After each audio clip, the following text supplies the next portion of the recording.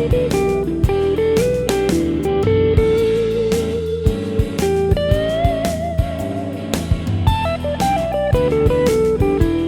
everyone, today we're going to discuss 5 guitar skills that you can improve daily. Number 1, improvise over music. That may sound intimidating to some of those at first because if you're just getting started on guitar, it's a little tougher to do, but just take it at your own pace. It's really fine if you just play 2 or 3 frets out of a scale shape or an arpeggio. That's okay. The point is to do it over music because it's incredibly valuable. You can go on YouTube and choose a different style and key every day. And I would encourage you to do that. Don't play the same backing track every day. Mix it up.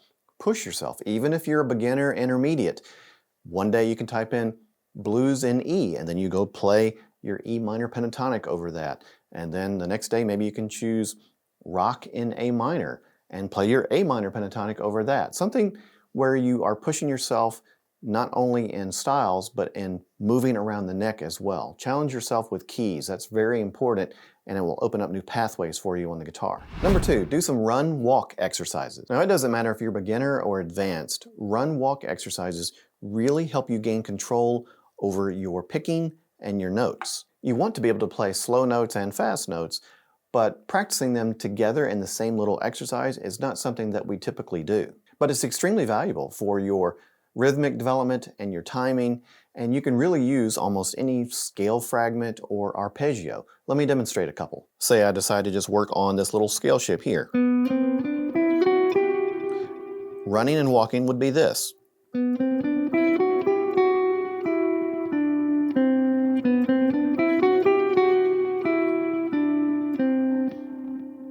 So I ran up the shape and then I walked down it. You can reverse it, do whatever you want, but the point is one is faster than the other.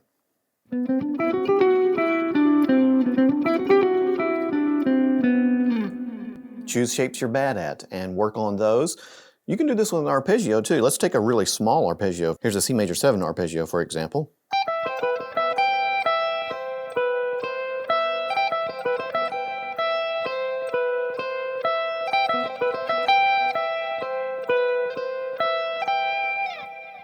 So again, it doesn't matter what skill level you're at. You can push yourself and play it blindingly fast for your running portion and then walk it back down or up whatever direction you're going.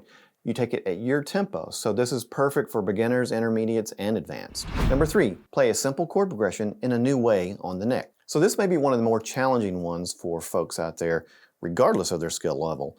But it teaches you a lot of things. It teaches you to locate where your notes are on the guitar neck, because if I'm going to make a G chord somewhere else on the guitar neck, I need to figure out where that may be.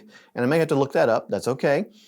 But it also, in teaching you other chord voicings that way, you're going to know where you could play other arpeggios if you're soloing. So if you're a more advanced player and you play a lot of arpeggios in your solos, this sort of practice, if you do it a little bit every day, you're opening up your eyes on the fretboard as to other possibilities where you can play those same chord shapes or arpeggios in your solos. For example, let's do a real basic one here. Let's do like a G chord, D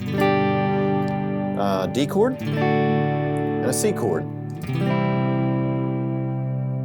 So if my song is playing through those 3 chords, let's look at another location where I can play some different voicings of those chords. Maybe I could just do, to be super simple, I could do the bar chord version, G, C, and D. Back to G. Okay, so a lot of players are going to know their open chord versions and their bar chord versions. But what about some smaller versions? You can grab some of those shapes we just did there. What if I play the G like this?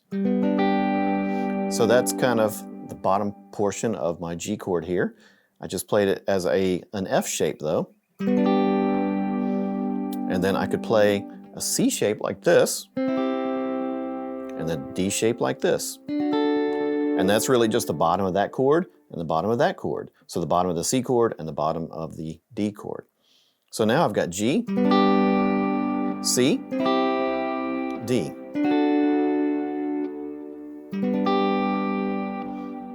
So a lot of players have looked at those versions, but let's go a little farther. Where else could I put a G chord? Maybe I could put a G chord like this. Okay, so just a one finger G chord right here, kind of based off of the A shape like this, but I'm playing it with one finger, okay? Then maybe I could play my C shape like this, and my D shape like this, and then back to my G. So G, C, D, G. There are a lot of possibilities on the neck, and if you start mixing up your majors and your minors, you're going to see more and more that you can use. And what's really cool about this is if you're in a band and you've got two guitar players or a guitar player and a keyboardist, maybe you don't want to play these big, huge bar chords all night. Maybe you do only need to play a one finger chord or a smaller chord like the C that we played up here, just a small little triad. You don't always have to play 5 or 6 notes, and many times it will sound better and fit into a band situation much easier if you play fewer notes. So you're teaching yourself multiple chord voicings by doing this, and you're challenging your knowledge of the fretboard. Yes, if your knowledge of the fretboard isn't that good, you're going to have to look it up and say, well, where is another G so I can make a little triad and see what that looks like. But I think this is a fantastic part of a practice session. It really, really opens up your fretboard so you can play a lot of chord voicings.